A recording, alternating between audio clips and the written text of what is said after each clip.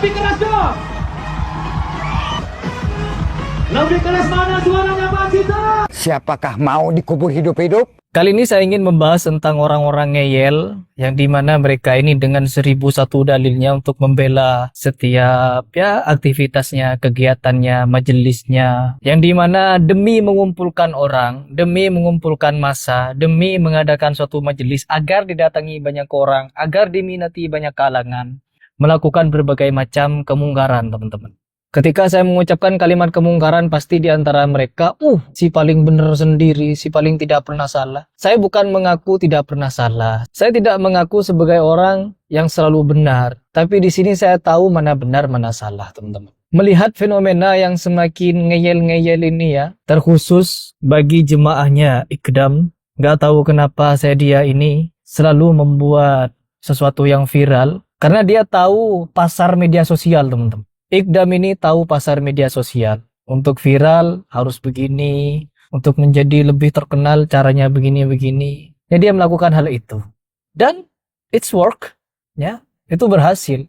Ketika kita memberikan bantahan seperti ini, tapi sebelum itu kita coba dengarkan seperti apa aktivitas kegiatan yang mereka lakukan. Kenapa saya mengatakan mereka ini adalah kaum ngeyeliun, ya? Karena mereka selalu saja membenarkan musik, teman-teman. Karena kalau kita mengaku sebagai orang yang bermadzhab kepada Imam Syafi'i, ya Imam Syafi'i mengharamkan yang namanya musik.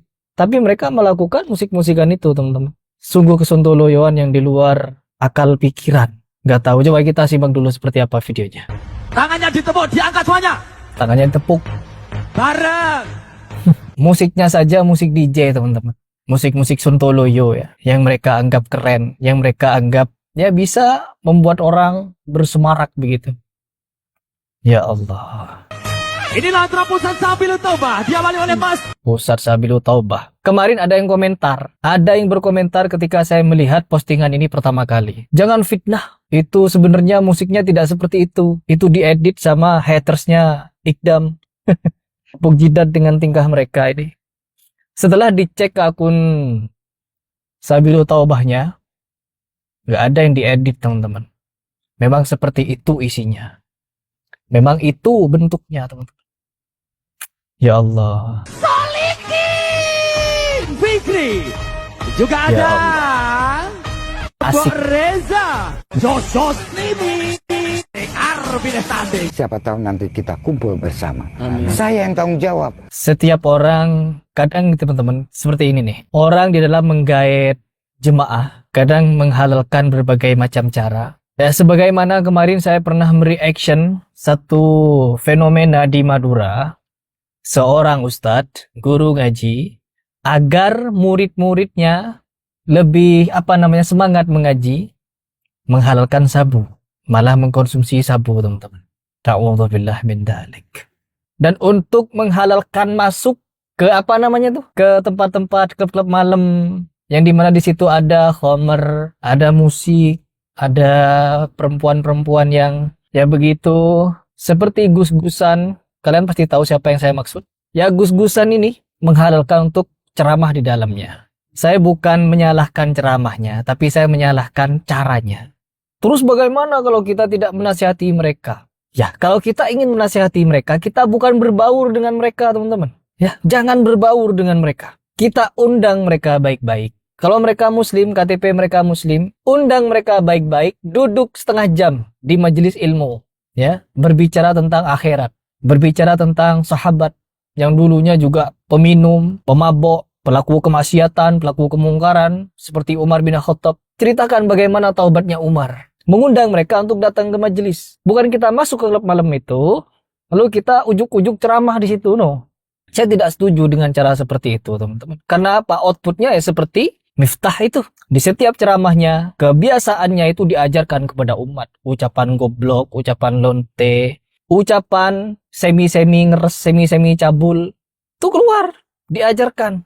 Jadi mau sampai kapan umat ini mau dicekoki dengan ajaran-ajaran Sontoloyo ini, teman-teman. Untuk mengundang para pecinta musik, kita adakan konser musik. Lalu kita tausiah di situ. Kalau kalian nih, simak kajiannya Sabilu Taubah Iqdam. Ya hanya omongan-omongan biasa seperti anak-anak senja gitu. kata-kata petua, kata-kata bijak, bukan ilmu. Jarang, perhatikan, bukan tidak ada, jarang kita mendengar di kajiannya Sabilut Taubah, qala Allah, qala Rasul, qala Allah, qala Rasul. No. Solawat. Solawatnya diapain? Dijogetin, teman-teman.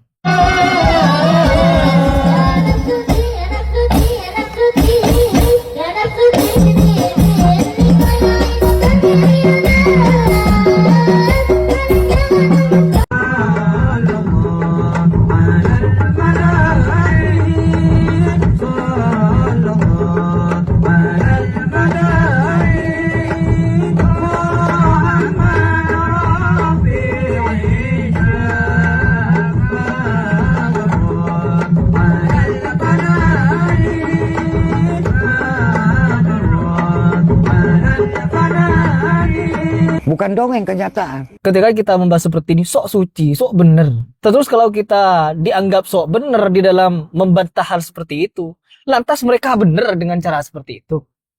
Oh bener pasti, ngajak orang joget-joget seperti Ali Gondrong.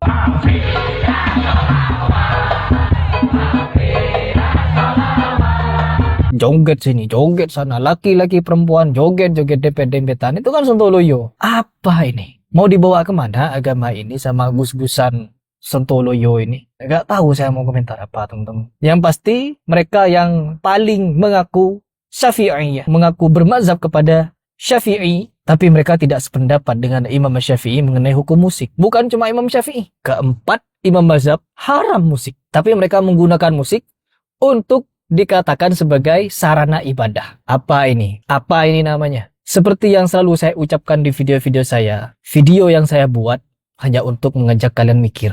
Kalau kalian tidak mampu berpikir, tidak mau berpikir dengan apa yang saya paparkan di video-video saya, banyak orang-orang sontoloyo yang saya reaction, dan kalian tidak mau berpikir dengan video-video itu, ya mending gak usah pakai otak hidup. Karena apa? Hal seperti ini adalah suatu kemungkaran yang tidak boleh kita biarkan. Kalau kita membiarkan, sama halnya seperti Nuruddin kemarin berbicara tentang Syiah.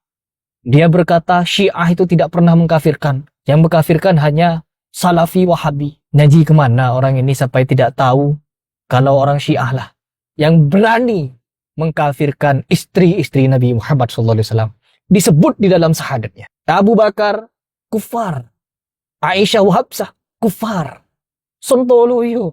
Ringan sekali mengkafirkan orang. Bukan Harry Pras kafir, no. Nuruddin kafir, no.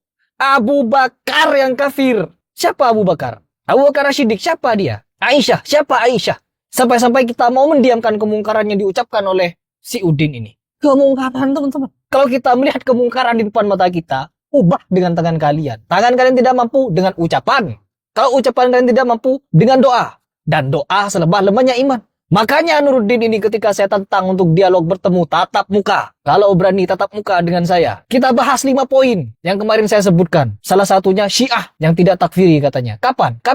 Kalau mau berani. Kapan kira-kira berani bertemu dengan saya? Gak ada beraninya, teman-teman. Satu saja keluar dari lisan Udin. Berani bertemu dengan saya cari sampai ke lubang semut dia mau kemana. Kemungkaran ini. Mendiamkan orang seperti Udin ini berkuar-kuar di media sosial. Kemungkaran. Membela Syiah seenak jidat. Sontoloyo memang. Sama dengan Ikdam ini. Gus-gusan yang selama ini diagung-agungkan. Karena anak kiai, anak habib. Kalau cinta tak direstui, dedek bayi solusi. Sontoloyo. Ajaran apa ini? Jadi mari teman-teman. Saya ingin mengajak kalian berpikir. Main gus-gusan, main bibipan, majelis-majelisan, joget sana, joget sini, geol-geol, joget pusing kepala, joget ulek-ulek, sontoloyo sudah. Makanya tidak sedikit kasus-kasus pencabulan di pondok pesantren, ya karena maraknya orang-orang seperti ini. Maraknya orang-orang sontoloyo dijadikan tokoh. Biar kalian mikir, ya. Selamat berpikir.